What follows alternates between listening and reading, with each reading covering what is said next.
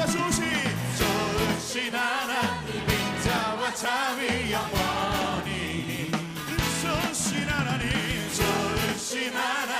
인자와 자비 영원히 다시 한번 믿음으로 선포합시다. 좋으신 하나님 인자와 자비 영원히 좋으신 하나님 인자와 자비 영원히 감나라 족속과 백성과도 세상 모든 세계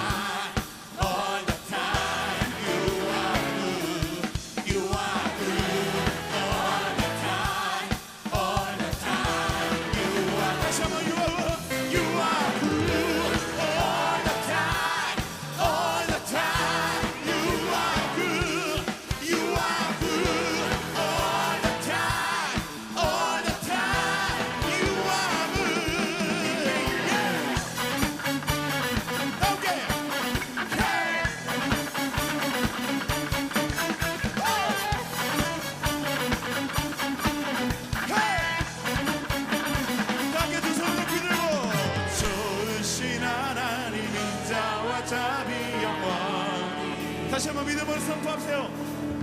좋으신 하나님 인자와 자비 영원히 다시 한번 그렇게 이루어질 줄 믿습니다. 좋으신 하나님 인자와 자비 영원히 좋으신 하나님 인자와 자비 영원히 감나라 족속과 백성과도 세상 모든 세계 영원토록 할렐루야 주 옆에 주 하나님 주 옆에 할렐루야 주 옆에 주 하나님 우리 박수 치면서 여러분의 목소리로 주 옆에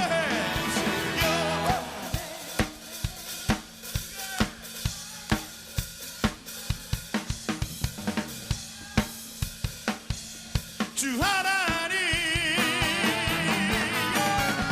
주 옆에 할렐루야 할렐루야 주 옆에 주 하나님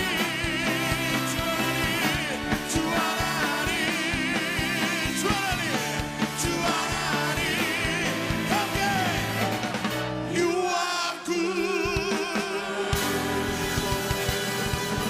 할렐루야 우리 하나님은 신실하시고 좋으신 하나님이십니다. 주님을 찬양합니다. 아멘. 우리 다시 한번 옆 사람에게 믿음으로 선포합니다. 형제님이 하나님 좋으신 하나님입니다. 자매님이 하나님 좋으신 하나님입니다. 아멘.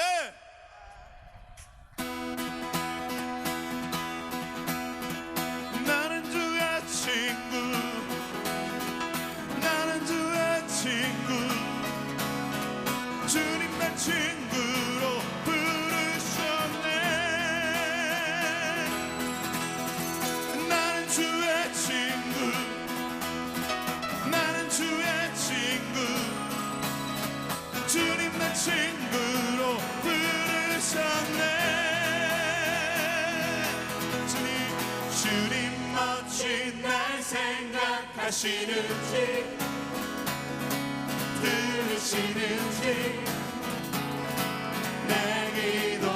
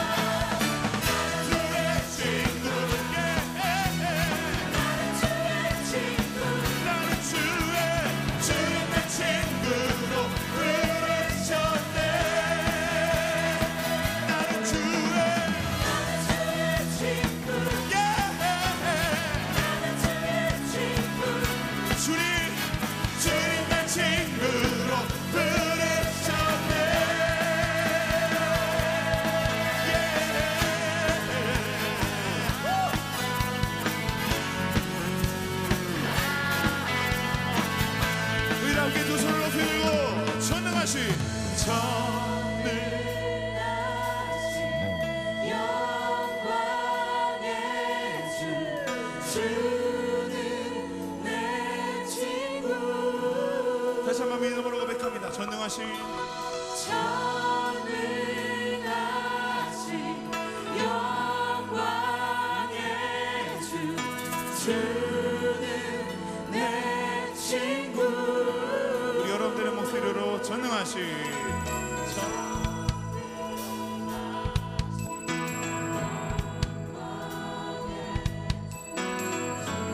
누구예요? 다시 한번 믿음으로 전능하신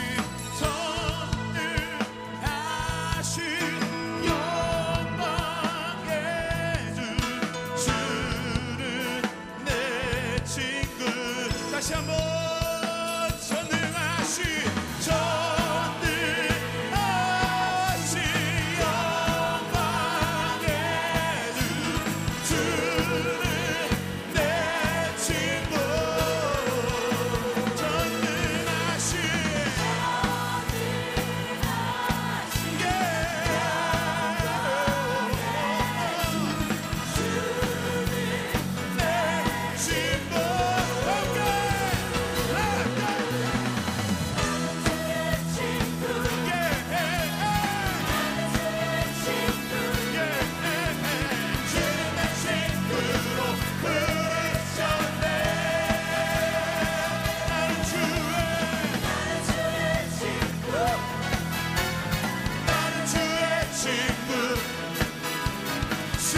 친구로 부르셔.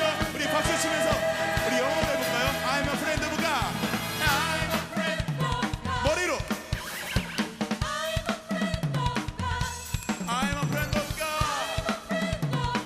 He calls me friend. 한 번 더 믿음으로 I'm a friend of God. I'm a friend of God. I'm a friend of God. 오, 잘하십니다.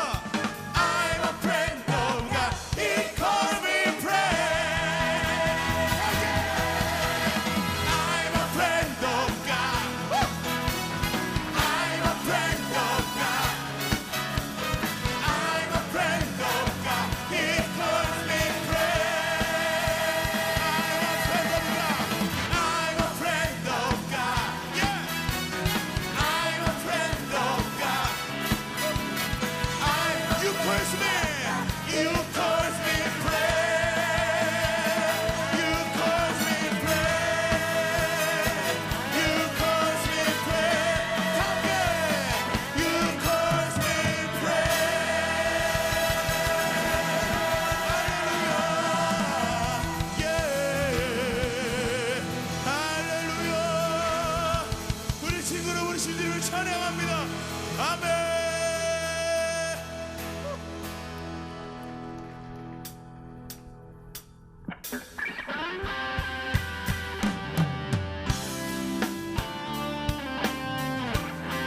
이렇게 박수 치면서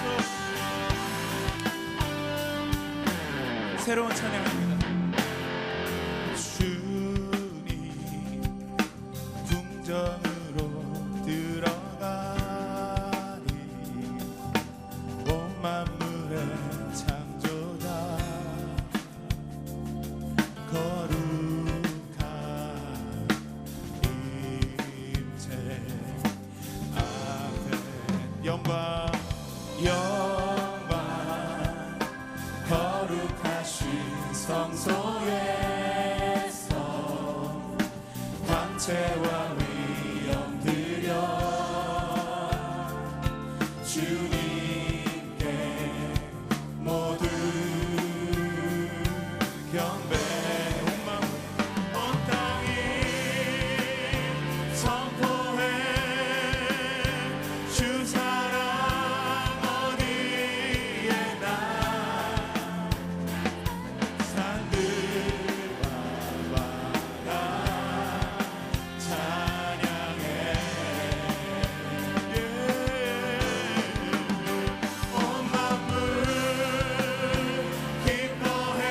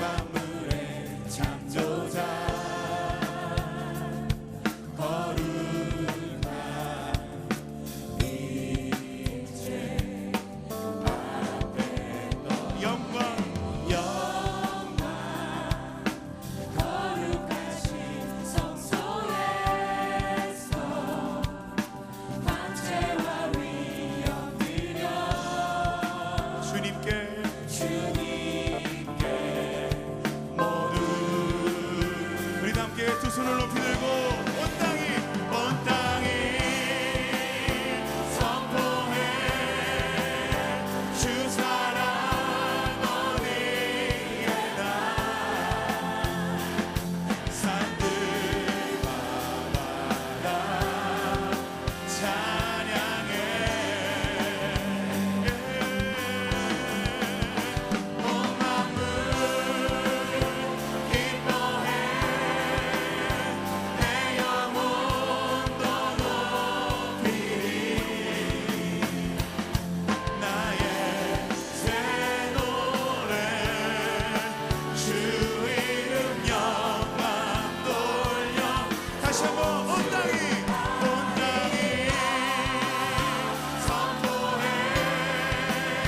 주 사랑 어디에나 산들과 바다 찬양해 온 만물 기뻐해 내 영혼도 높이리 나의 새 노래 주 이름 영광 돌려 영광 돌려 송주 영광 돌려 영광 돌려 우리 두 손 높이 들고 영광 돌려 송주하리라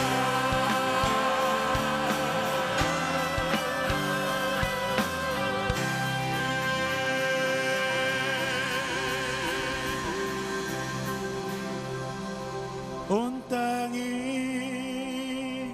선포해 주 사랑 어디에나 산들과 바다 찬양해 우리 두 손을 높이 들고 온 만물 기뻐 온 만물 기뻐해 내 영혼도 높이리 나의 새 노래 주 이름 영광 돌려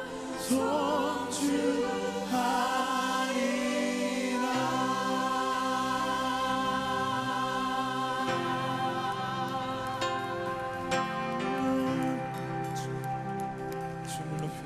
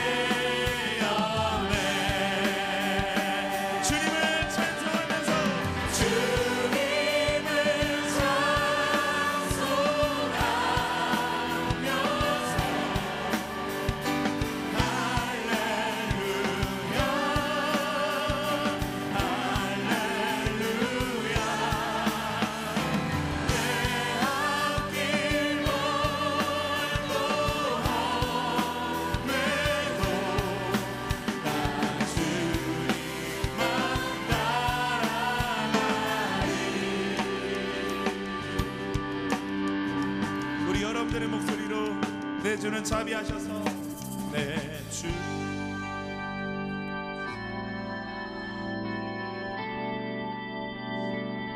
늘 함께 계시고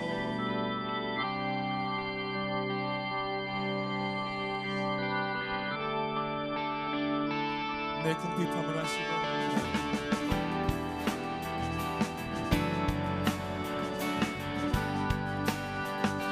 늘 채워주십니다. 늘 채워주시네.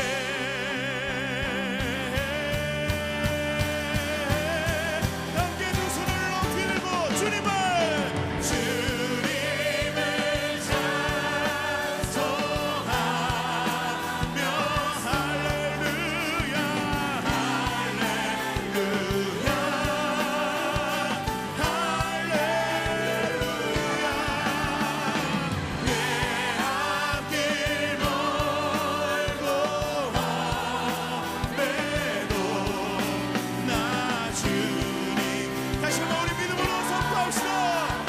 주님을 찬송하며 할렐루야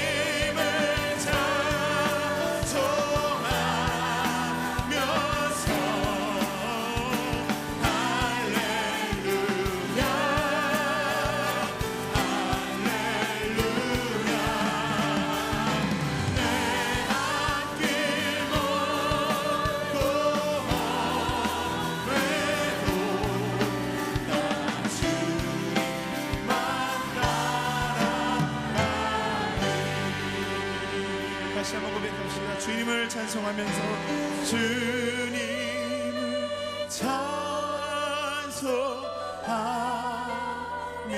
찬송하면서 할렐루야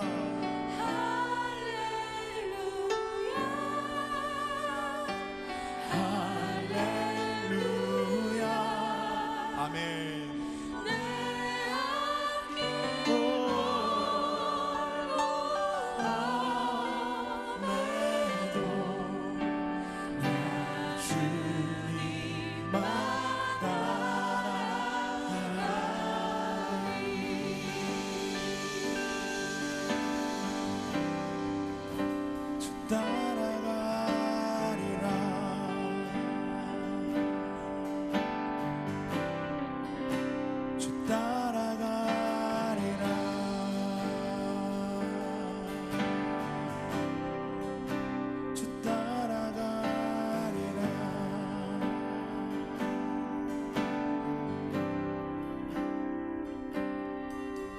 예수 내 선하신 목자 나의 앞길 아시네 예수 진실하신 주께 내 삶을 드립니다. 다 함께 고백할까요? 예수 예수 내 선하신 목자 내 선하신 목자 나의 앞길 아시네 예수 신실하신 주께 내 삶을 드립니다. 함께 두 손을 높이 들고 목소리 높여서 예수 예수 내 선하신 목자 나의 앞길 아시네 예수 신실하신 주께 다시 한번 우리 선한 목자 되신 예수 그리스도 앞에 예수 내 선하신 목자 예수 내 선하신 목자 나의 앞길 아시네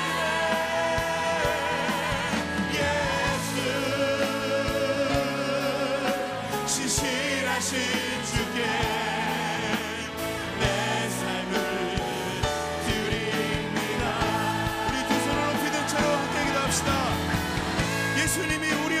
원하십니다. 그리고 예수님께서는 우리 모든 삶의 우선순위를 주님께 드리기를 원하고 계십니다. 우리가 앞길을 걸어갈 때에 우리 생각이 앞서지 않았으면 좋겠습니다.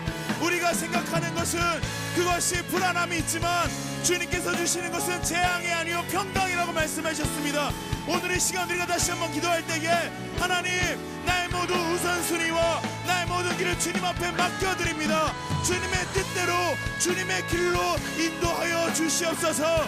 이스라엘 백성을 낮에는 구름 기둥으로 밤에는 불 기둥으로 인도하셨던 것처럼 주님, 그 선하신 길로 나의 인생을, 나의 삶을 이끌어 주시옵소서. 우리 주님 앞에 주여 한번 크게 부르짖고 간절히 기도하며 나가도록 하겠습니다. 주여.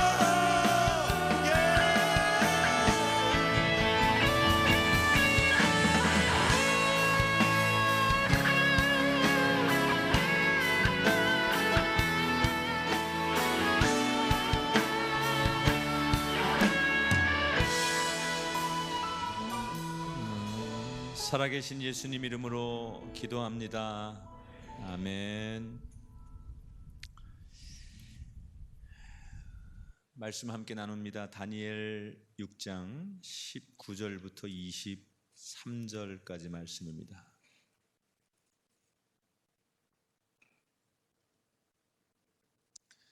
다니엘 6장 19절부터 23절까지 우리 다 같이 한 목소리로 같이 말씀을 한번 읽어보겠습니다. 이튿날에 왕이 새벽에 일어나 급히 사자굴로 가서 다니엘이 든 굴에 가까이 이르러서 슬피 소리질러 다니엘에게 묻되, 살아계시는 하나님의 종 다니엘아, 내가 항상 섬기는 내 하나님이 사자들에게서 능히 너를 구원하였느냐 하니라. 다니엘이 왕에게 이르되, 왕이여 원하건대 왕은 만수무강하옵소서. 나의 하나님이 이미 그의 천사를 보내어 사자들의 입을 봉하셨으므로 사자들이 나를 상해하지 못하였사오니 이는 나의 무죄함이 그 앞에 명백함이요 또 왕이여 나는 왕에게도 해를 끼치지 아니하였나이다 하니라. 왕이 심히 기뻐서 명하여 다니엘을 굴에서 올리라 하매 그들이 다니엘을 굴에서 올린즉 그의 몸이 조금도 상하지 아니하였으니 이는 그가 자기의 하나님임을 믿음이었더라. 아멘. 요즘 사람들에게 최대 관심 중에 하나는 잘 사는 것을 넘어서서 이제는 어떤 것이 가치 있게 사는 것인가, 이런 꿈을 많이 꾸는 것 같아요. 최근에 광교에서 저희들이 그 인문학 강좌를 시작했는데 굉장히 많은 분들이 그 인문학 강의를 듣기 위해서 모이시는 거예요.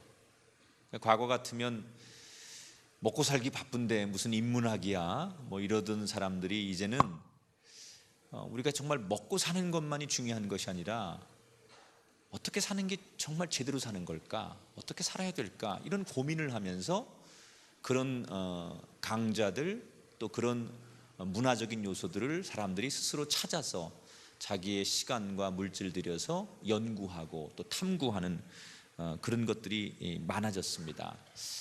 저는 오늘 제가 목사로서 성경의 이야기를 여러분과 나누면서 성경에서는 어떻게 사는 것이 가치 있게 사는 것이라고 우리에게 이야기할까? 많은 분들이 지금 정말 과거에는 정말 돈 많이 벌고 출세하고 그냥 잘 살면 되는 거라고 생각했는데 이제는 그런 사람들은 그렇게 많지 않은 것 같아요. 잘 사는 거 물론 중요하지만 이 잘 사는 걸 넘어서 제대로 가치 있게 사는 것이 무엇이냐를 고민하는 우리들에게 오늘 이 다니엘의 말씀은 거기에 대한 해답을 줄 수 있는 말씀이라고 생각합니다. 오늘 말씀의 핵심은 믿음이에요. 믿음. 따라합시다. 제대로 믿으면 우리 삶이 달라집니다. 내가 정말 가치 있게 살고 싶다 그러면 가장 근본적인 게 뭐냐? 뭘 믿을 거냐? 우리가 무엇을 믿느냐에 따라서 우리의 삶이 달라져요.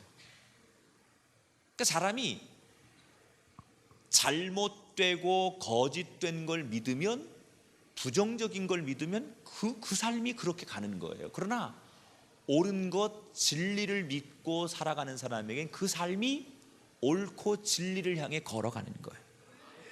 여러분, 우리가 고민하는 것은 정말 가치 있게 살기 위해서 내가 제대로 믿고 있느냐, 바로 믿고 있느냐에 대한 고민을 해봐야 돼요. 오늘 다니엘은 그런 면에서 참 우리에게 저는 이렇게 등대와 같은 역할을 하는 메시지라고 생각해요. 자, 오늘 다니엘을 소개할까요? 이 다니엘 6장은 페르시아 제국의 그 왕이었던 다리오 왕 시대 이야기를 소개를 하는 거예요. 이 다리오 왕은 어떤 사람이냐면 중동 지역이 한참 혼란스러웠습니다. 우리로 말하면 춘추 전국 시대처럼 여기저기 나라들이 세워지고 서로 막 권력 다툼을 하고 그러던 중동 지역이 아주 혼란스러웠던 그 시대에 그 중동 지역 거의 대부분을 평정하고 그 정말 페르시아 제국을 완성한 왕이 바로 오늘 등장하는 다리오 왕이에요. 그러니까 정말 삼국을 통일하는 건 아니지만 그 당시 이 중동 지역을 대부분 다 이렇게 평정해서 완전히 다스리는 그야말로 가장 역사적으로 강했던 왕, 이게 다리오 왕이에요. 그러니까 워낙 넓은 지역을 통치하다 보니까 이 넓은 지역을 효과적으로 다스리고 관리하기 위해서 조직 개편을 단행합니다. 그 중에 하나가 뭐냐면 총리를 3명을 두는 거예요. 보통 한 나라에서 아무리 큰 나라도 총리를 대개 1명 정도 두는데 이 다리오 왕은 워낙 넓은 중동 지역을 관리해야 되다 보니까 3명의 총리를 두어서 제국을 크게 3구분으로 분할해서 관리하는 거예요. 그리고 그 3명의 총리 가운데 1명으로 뽑힌 사람이 오늘 본문에 등장하는 다니엘입니다. 근데 사실 다니엘이 총리가 됐다라는 이 사실은 그 당시에 그 상황에서 우리가 그렇게 망원경으로 그 당시를 조명해 보면 굉장히 파격적이고 이례적인 사건일 수밖에 없는 게, 그 당시 페르시아가 무너뜨린 바벨론의 그 고위 공직자 중에 한 사람이 다니엘이었어요. 그러니까 여러분, 대개는 정권이 바뀌거나 나라가 이렇게 어떤 역사적으로 침략을 하면 적국의 고위 공직자였던 사람들이나 전의 정권의 고위 공직자였던 사람들은 대개 새로운 정부에서 잘 안 쓰는 거예요.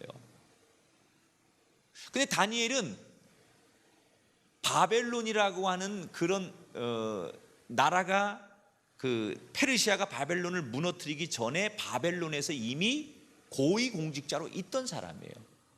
페르시아가 들어와서 점령했죠. 그리고 그 고위 공직자 가운데 한 사람 다니엘을 다시 골라서 재임용을 한 거예요.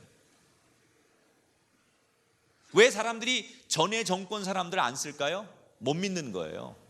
전 정권의 수장한테 충성했는데 과연 나한테도 충성할 수 있겠느냐, 못 믿는 거죠. 그리고 현 정권을 세우는데 공을 세운 사람들이 많아요.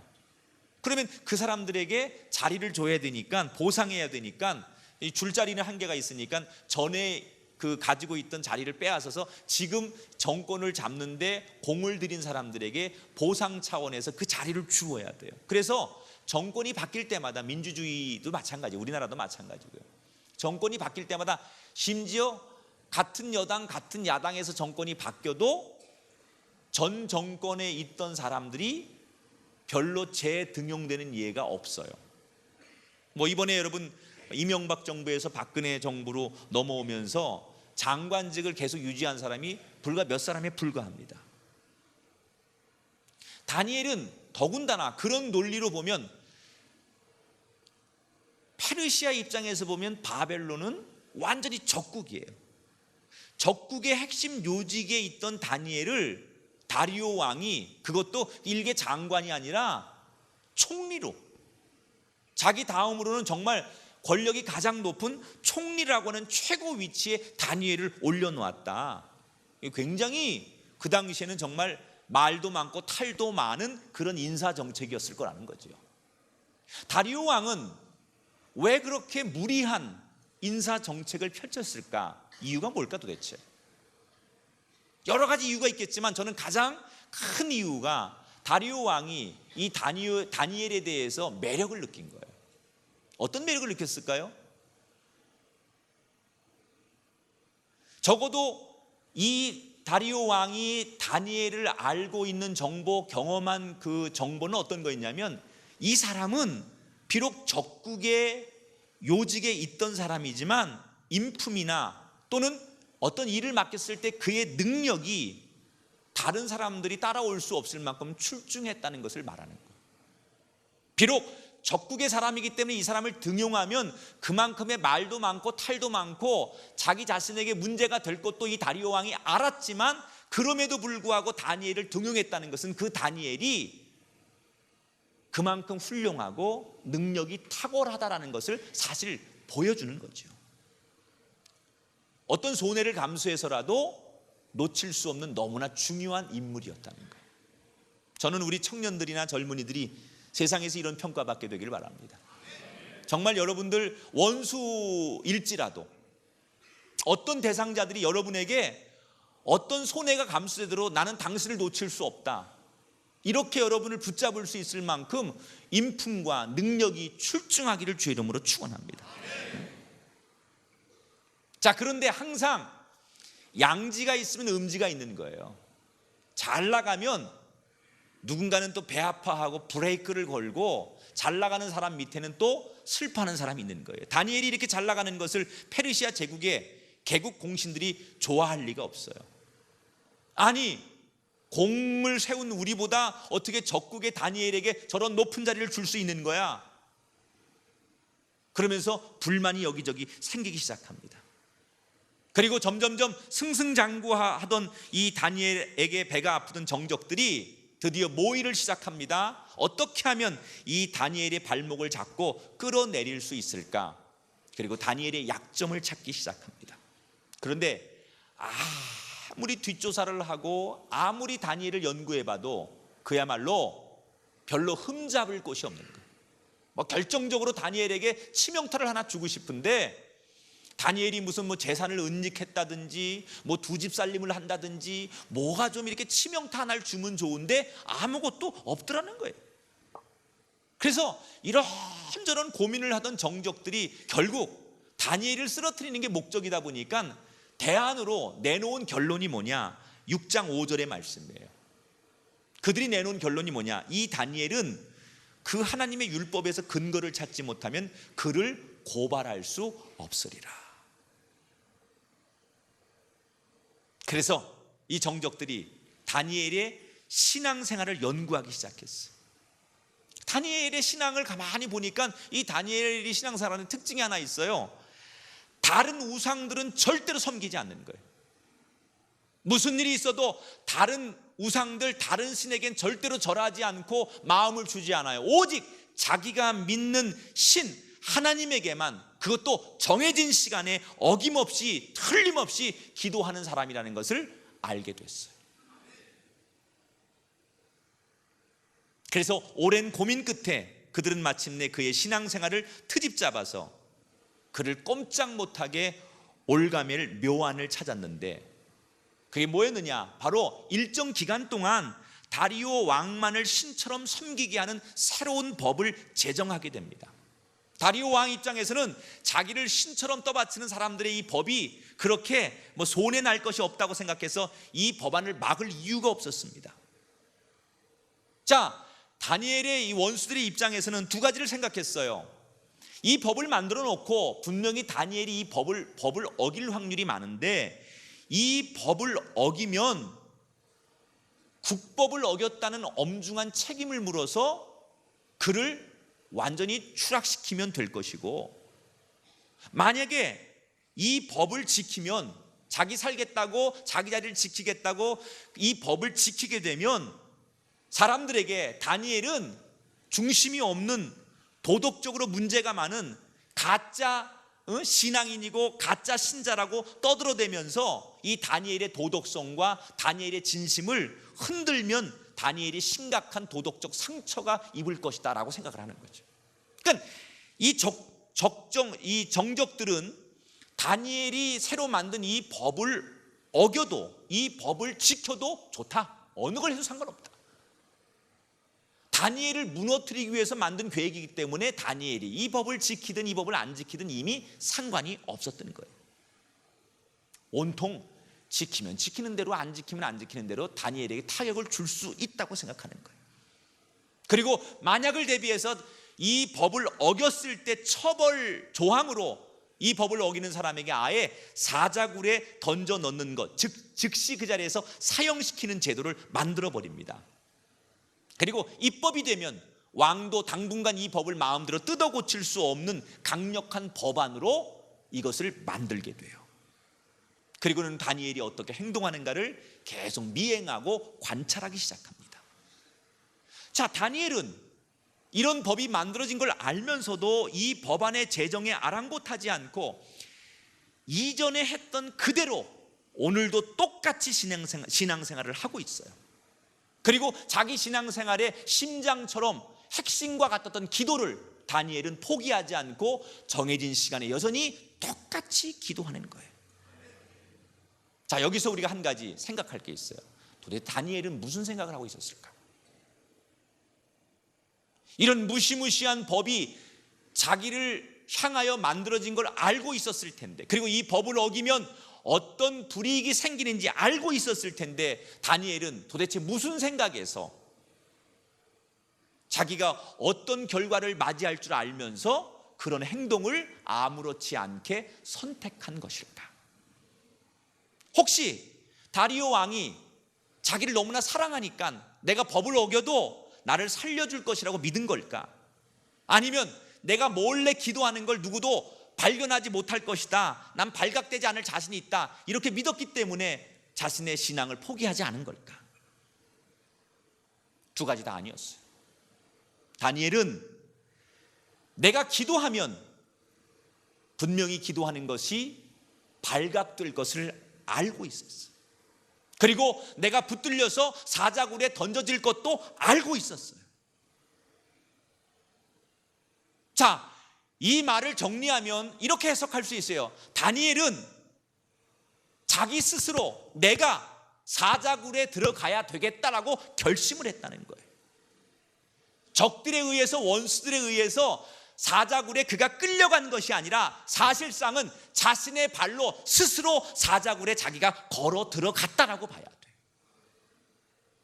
이 다니엘의 이런 결심과 이런 행동은 사실 이게 처음 있는 일이 아니에요. 낯선 게 아니에요. 다니엘이 처음에 바벨론 제국에 어릴 적에 끌려왔을 때 처음에 그 같은 사드락과 메삭과 아벳노고와 같이 이 믿음을 지킨 적이 있었어요. 왕이 우상 앞에 제사를 드리고 내려주는 음식을 먹지 않는 죄목으로 용광로에 던져질 것을 뻔히 알면서도 다니엘은 친구들과 함께 대놓고 왕의 명령을 이미 어긴 적이 있었어요. 그때도 이미 젊었을 때 지난 과거의 다니엘은 자신의 발로 자기 스스로 용광로에 걸어 들어가는 거예요. 근데 여러분, 사실 이 다니엘의 이런 신앙의 고백은 신약으로 넘어오면 예수 그리스도의 모습에서 이 모습을 발견하게 돼요. 여러분, 예수님이 억지로 십자가에 할 수 없이 끌려간 게 아니라 스스로 십자가에 달리신 거예요. 얼마든지 피할 수 있었고, 얼마든지 숨을 수 있었고, 얼마든지 거절할 수 있었지만 예수님 스스로가 그 십자가를 선택하시고 그 십자가를 향해 걸어가시고 그 십자가를 스스로 짊어지신 거예요. 그래서 예수님은 나는 십자가에 죽는다라고 말씀하셨어요. 다니엘도 그랬고 예수님도 그랬고, 적들에 의해서 죽는 것 같았지만 사실은 스스로가 그 길을 마다하지 않고 걸어갔기 때문에 죽음을 향하여, 고난을 향하여, 핍박을 향하여 자기들이 선택해 걸어갔다는 거예요. 전 이 말씀을 이렇게 해석하고 싶어요. 오늘 우리 시대, 이 현대를 살아가는 우린 많은 다니엘이 만났던, 예수님이 만났던 영적이든 육적이든 세상 앞에서 우린 도전을 받습니다. 우리가 그 도전과 싸우는 방법 중에 하나가 뭐냐? 그 도전을 받아들이라는 거예요. 다니엘이 그 도전을 받아들인 거 아닙니까? 예수님이 그 도전을 받아들인 거 아닙니까? 피하려고, 숨으려고, 회피해 보려고 한 게 아니에요. 오히려 정면으로 그 도전을 받아준 거예요. 만약에 다니엘이 원수들의 위협이 두려워서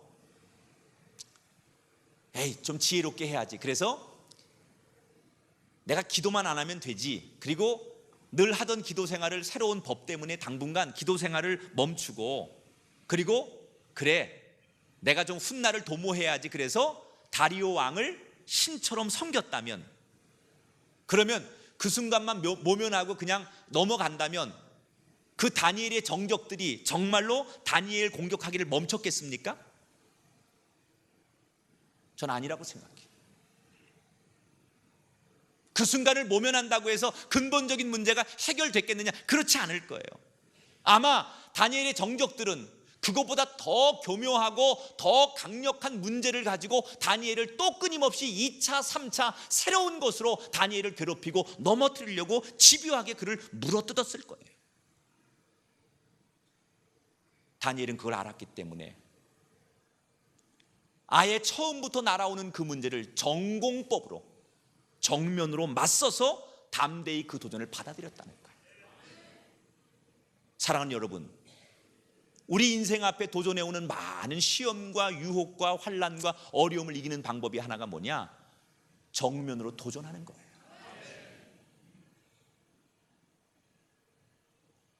여러분, 이런 거 있습니다. 늘 강한 자가 약한 자를 괴롭히는데, 그래서 늘 이 사람은 내가 이 사람을 늘 괴롭힐 수 있다고 생각하는데, 이 약자가 어느 날 갑자기 강자에게 덤비기를 시작해요. 그러면 이 강자가 움찔해지는 거예요. 고양이가 늘 쥐에게 천적이라고 생각하는데 어느 날 갑자기 쥐가 고양이를 향해서 뭐 멍멍 그런다든지, 하여튼간 어차피 잡아 먹혀 죽나 내가 깔려 죽나 마찬가지인데 한번 덤벼보기나 하자. 그리고 쥐가 만약에 고양이한테 덤빈다면 고양이가요 그렇게 옛날처럼 마음 놓고 쥐를 괴롭힐 수 없다는 거예요. 더군다나 우리 그리스도인은 믿는 구석이 있어요. 내가 이게 정말 싸울 수 없을 것 같은 대상이고 큰 환난과 역경일지라도 그것을 향해서 도전하면 우리 등 뒤에서 나를 지켜주시고 나의 후원자가 되신 하나님이 그 뒤를 책임져 주십니다. 다니엘은 이 믿음이 있는 사람이에요. 그래서 이전에 다니엘 3장 17절에 보면 아까 얘기한 대로 세 친구들과 함께 용광로에 던져졌을 때 그가 뭐라고 고백합니까? 왕이요, 우리가 섬기는 하나님이 우리를 맹렬히 타는 풀물 가운데서 능히 건져내실 수 있는 분입니다. 왕의 손에서 왕이 우리를 이 풀무불에 던질지라도 내가 믿는 하나님이 우리를 건져내실 겁니다.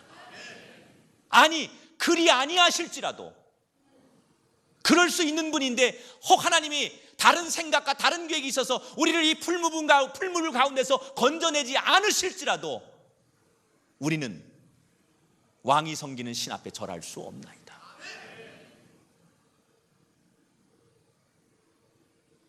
이 믿음이 다니엘에게 있었다는 거예요. 여러분, 결과는 어떻게 되었어요? 다니엘이 사자굴에 들어가기를 두려워하지 않았을 때 하나님께서는 사자들의 입을 완전히 틀어막으셨어요. 그리고 마치 다니엘 곁에 그 온순한 고양이들처럼 사자들이 그냥 엎드려서 다니엘을 손톱 하나 건들지 못하도록 하나님께서 이 사자들을 다스리기 시작했어요. 자, 안 그래도 자기가 너무나 아끼던 다니엘을 할 수 없이 현행법을 어겼다는 죄목 때문에 사자굴에 집어넣어서 너무나 가슴이 아팠던 다리오 왕은 이튿날 일찍 새벽에 사자굴에 찾아갑니다. 그리고 이 다리오 왕이 성경에 보니까 울부짖습니다. 6장 20절에 보니까 하나님의 종 다니엘아, 내가 항상 섬기는 내 하나님이 사자들에게서 능히 너를 구원하셨느냐라고 물어요. 그 사자굴을 향해서 이 왕이 얼마나 애가 타는지 다니엘을 그렇게 불러보는 거예요. 그랬더니 안에서 의외의 대답이 나오는 거예요. 다니엘이 당당하게 큰 소리 대답합니다. 예, 왕이시여, 저는 멀쩡합니다. 하나님께서 지난 간밤에 저를 조금도 다치지 않게 지켜주셨습니다. 다리오 왕이 깜짝 놀랐어. 얼른 다니엘을 끌어올려봐라. 그리고 그의 몸을 살펴보니 정말 기적 같은 일이 생겼어요. 그 굶주리는 사자 굴 속에 다니엘을 지난 간밤에 집어넣었는데 하룻밤 사이에 아무 일도 없이, 정말 한 군데도 온몸에 상처가 난 데가 없이 멀쩡한 몸으로 그 사자굴에서 건져서 올라와 집니다. 이 일을 보고 왕이 놀래 고백하죠. 성경은 이 일을 이렇게 증언합니다. 다니엘을 굴에서 올린 지 그의 몸이 조금도 상하지 아니하였으니 이는 그가 자기 하나님을 믿었음이었더라. 여러분, 사자가 이기지 않습니다. 믿음이 이깁니다. 돈이 이기지 못합니다. 믿음이 이깁니다. 권력이 이기지 못합니다. 믿음이 이깁니다. 다니엘은 사자를 믿음으로 이겼어요.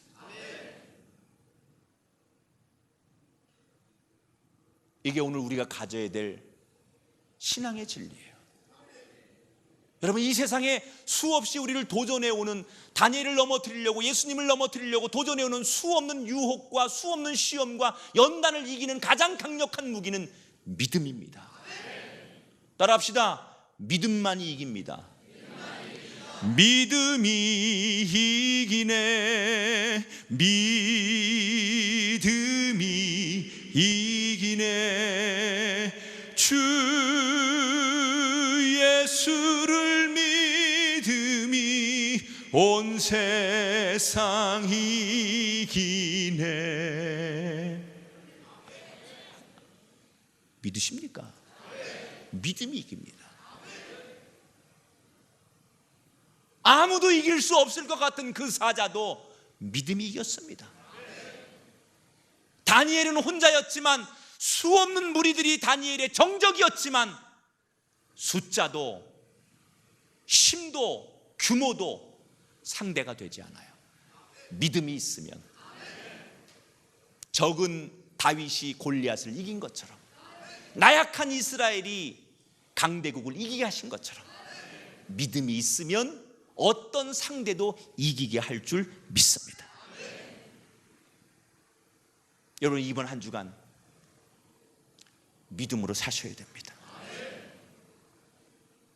다니엘을 모함하며 죽이려고 했던 사람들이 어떻게 되었을까요? 다리오 왕이 다니엘을 꺼내놓고 보니까 너무 섬찟하기도 하고 너무 놀랍기도 하고, 이 문제를 어떻게 수습해야 되겠다고 생각한 그가 내린 결론은 다니엘 대신 다니엘을 모함했던, 다니엘을 그렇게 만들었던 그 모든 신하들을 잡아서 사자굴에 쳐넣었어요. 그랬더니 다니엘에게는 마치 온순한 고양이처럼 꼼짝도 못하던 이 사자들이, 그의 적들이 사자굴에 들어오니까 뼈 한 조각도 남기지 않고 그들을 몽땅 삼켜버렸어요. 다니엘 뭐 한 거예요? 전공법으로 맞선 거예요. 피하거나 숨거나 도망가지 않았어요. 맞부딪힌 거예요. 이번 한 주간 여러분, 다니엘처럼 여러분 삶에 정말 엄청난 큰 문제를 만나시거든, 믿음 가지고 전공법으로 이기시길 축원합니다. 세상은 여러분의 믿음의 길을 누구도 막을 수 없습니다. 그 믿음의 길을 가고자 하는 여러분에게 하나님은 사자의 입도 막으시고, 바람도 멈추게 하시고, 파도도 멈추게 하시고, 환난도 피해가도록 여러분을 지키시고 인도한다는 사실을 기억하면서 두려워하지 말고, 염려하지 말고, 겁먹지 말고 맞서서, 믿는 구석이 있으니까 믿음으로 전진할 때 여러분의 삶에 형통한 기적이 일어나는 놀라운 한 주간이 될 줄 믿습니다.